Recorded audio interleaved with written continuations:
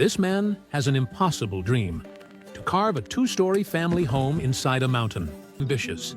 Cut a ground floor into solid rock, drill a new entry higher up, and carve an internal staircase that must align perfectly to connect both floors.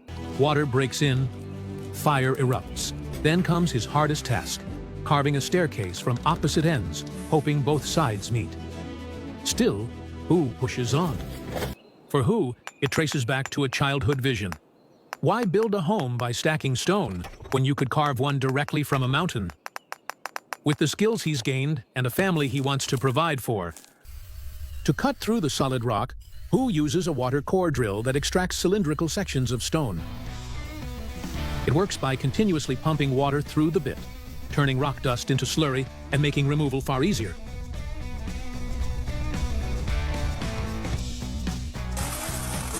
Nothing here is wasted. These cylinders are carefully extracted and stored. With thousands of tons overhead, the risk of collapse is constant. Hu cannot clear the room all at once, so he leaves a massive central pillar to hold the ceiling.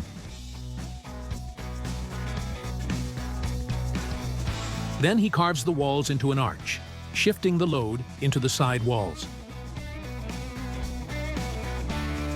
Only then is the pillar safe to remove. Carving a mountain by hand is a brutal physical challenge, and doing it alone only multiplies the exhaustion. Every angle hurts, especially the overhead work, which sends numbing pain through his shoulders and neck. Still, it is not enough to make Hu give up on his dream, so he keeps expanding what will become his main bedroom.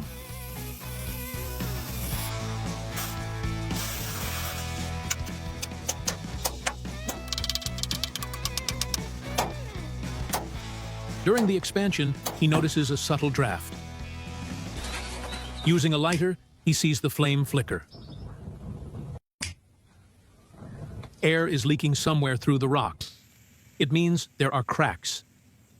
If rainwater starts entering them, it could be a real mess. So he stops excavating the rear wall to avoid destabilizing it, and will tackle the problem after fully removing the column.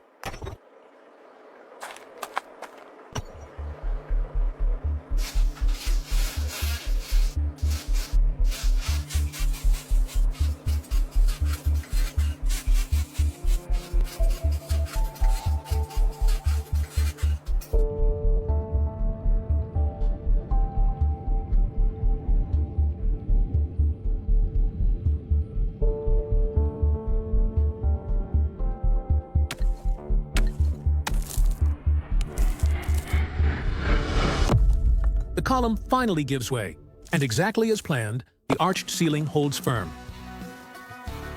Following his recycling ethos, part of the column is shaped into a small table for the garden. But half a ton of rock is far beyond what one man could move by force alone. So he decides to use some saved cylinders to move it outside. It's only the first of many ingenious tricks Hu will use while carving his two-story mountain home by himself.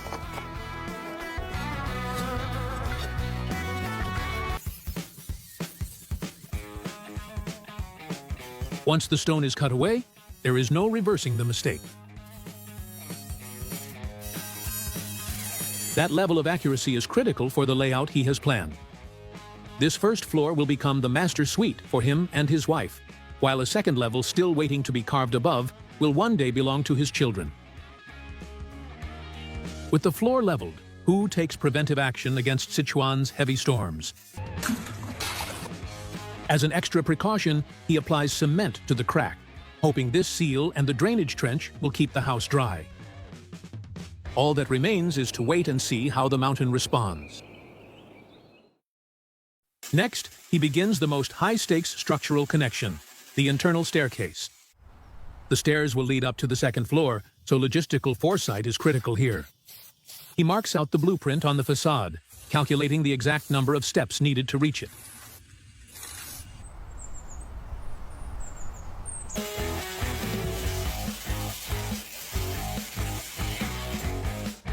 As the stairwell ascends, a familiar bottleneck returns. The physical exhaustion of overhead work is unsustainable. Who shifts his strategy. He'll pause after these first steps. He will excavate the upper floor and finish the stairs top down later on, protecting his back and guaranteeing a perfect connection. The cement has failed, and the drainage trench is overwhelmed. If Who wants to make this cave livable, he needs a permanent fix. Once the storm subsides, Who rushes to secure the room. The problem is bigger than expected. Water is not just seeping in, it is pouring through the cracks. This forces him to reinforce the area with more cement and complete the seal with expanding foam.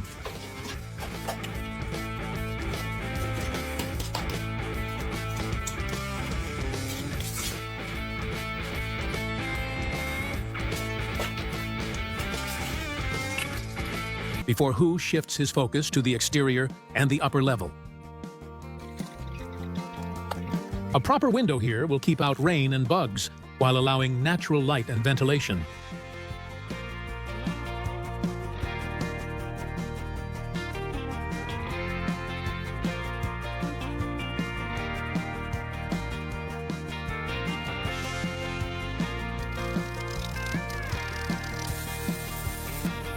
When he finishes the window, Who will leave the first floor empty, knowing that the future staircase connection will bring heavy dust and debris that could damage any finished surfaces.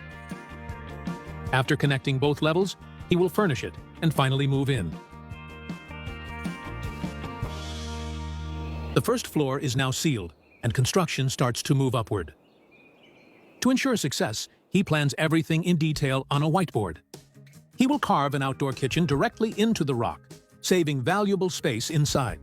Its roof will then become a terrace, giving Who the platform he needs to start carving the second floor.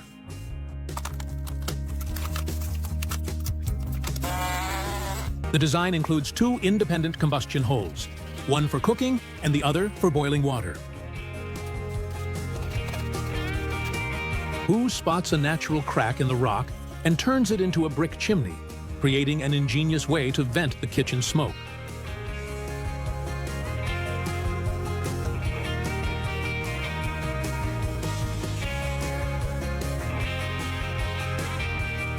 As a final detail for the kitchen, he coats the countertop with cement. It seals small cracks, prevents water infiltration, and creates a surface that can be cleaned easily, ready for daily cooking. With wood or brick, a mistake in rock is completely irreversible. But so far, Who has shown that his years in coal mining gave him a level of craftsmanship that borders on mastery.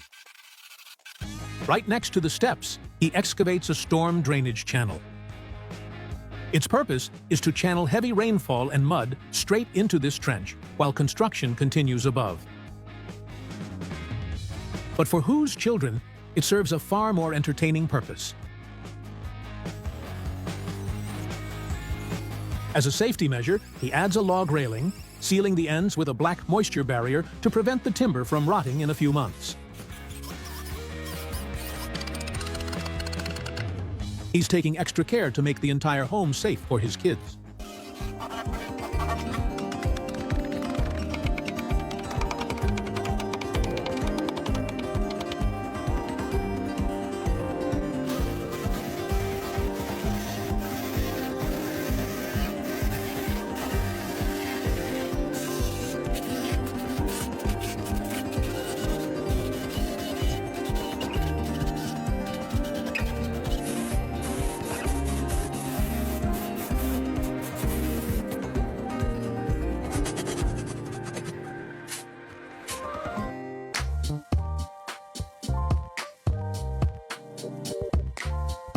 For the first time in years, the cave meets the basic conditions for Who to move in. The last task before that is sealing the upper entrance. Rather than buying new materials, Who reuses a salvaged door from an earlier project.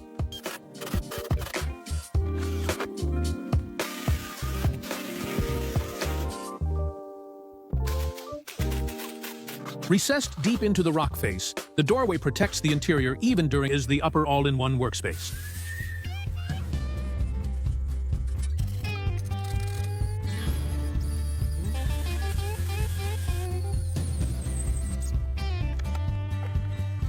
Instead of building or importing heavy furniture, the entire layout is hollowed directly out of the sandstone.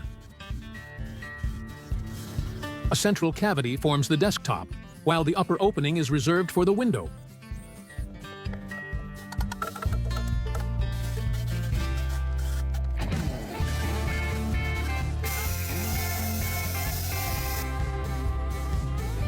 Cutting a massive hole would compromise the integrity of the cliff face, so Hu opts for a honeycomb design that lets in light and air while keeping the rock structure intact. A separate lower section is carved away to provide functional legroom.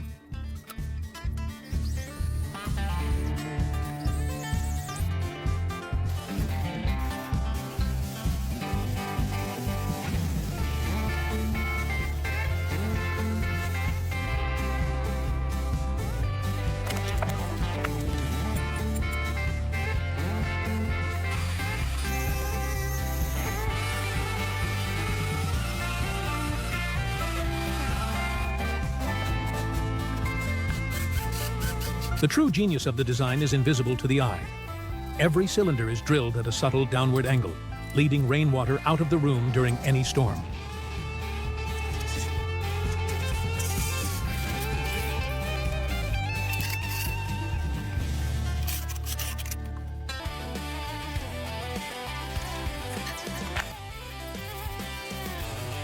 He has locally harvested this bamboo, cut after the winter solstice, when it contains less sap and sugar, making it naturally more resistant to insect infestations.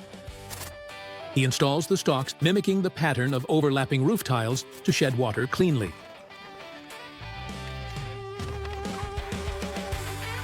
The final step is fire curing.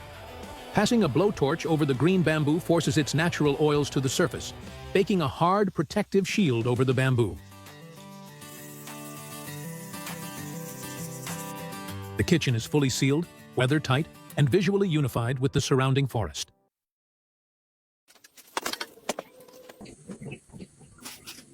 Four years ago, Hu first. Surrounded by forest and far from any neighbors, the night brings near total darkness. To change that, he installs a series of solar-powered lights throughout the courtyard and along the paths.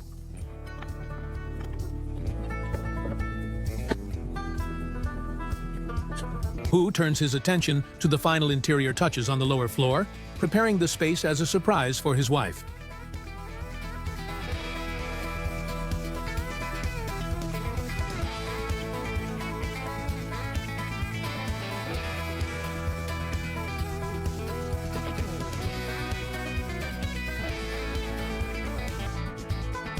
After this room, all that remains is bringing in a few kitchen appliances and installing the bunk beds upstairs. But just as the house is nearing completion, an unexpected personal matter forces him to stop everything and step away from the project for 2 years.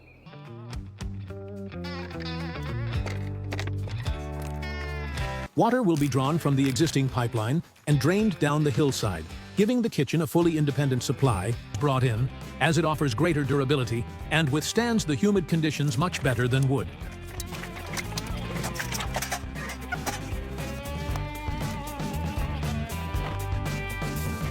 Once set in place, Hu brings a touch of modernity inside the mountain.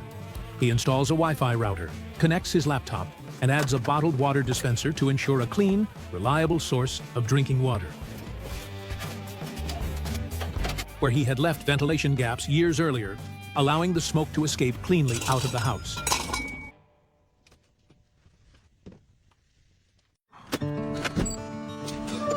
Opening the front door today reveals a living space. Family comes to spend time on the mountain with him, enjoying the place Hu built for them, and waiting for the day they can all find Hu's strength. He carved a 2-story house connected by a staircase through solid sandstone, brought water and electricity deep into the mountain, and transformed bare rock into a livable home where he can now cook his own meals. Structure and the forest reclaimed his work. He always returned and rebuilt. The result of all those years of sacrifice is finally beginning to take shape.